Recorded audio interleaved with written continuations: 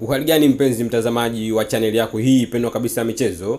Kama ndio itakuwa mara yako ya kwanza unatembelea chaneli hii ya Simba News, basi usisahau kusubscribe pamoja na kucomment ili kuwa kwanza kupata taarifa mpya zinapotoka za hapa Tanzania na vile vile hata nje ya mipaka ya Tanzania.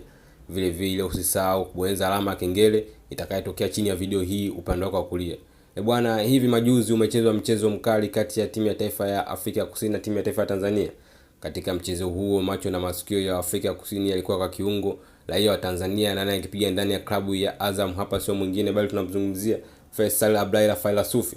Mchezaji huyo amekuwa akiwindwa na vilabu vingi sana vya Afrika Kusini ikiwemo Mamelodi Sundowns, Kaizer Chiefs na hata pia Orlando Pirates. Lakini katika mchezo huo Faisal alikuwa na mchezo bora kabisa.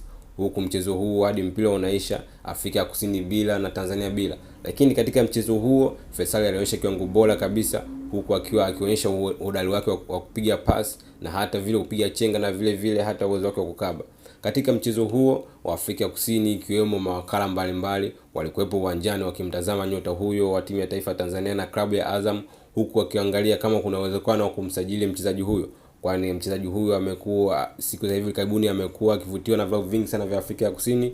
Vilabu hivyo ambavyo tumeshavitaja ikiwemo Mamelodi Sundowns, Kaizer Chiefs pamoja na Orlando Pirates. Lakini je, ni yapi maoni yako? Unadhani Faisal kwa kuonyesha kiwango chake zidi ya Afrika ya Kusini inatosha kusajiliwa na vilabu vya Afrika Kusini? Tuachie kwenye comment.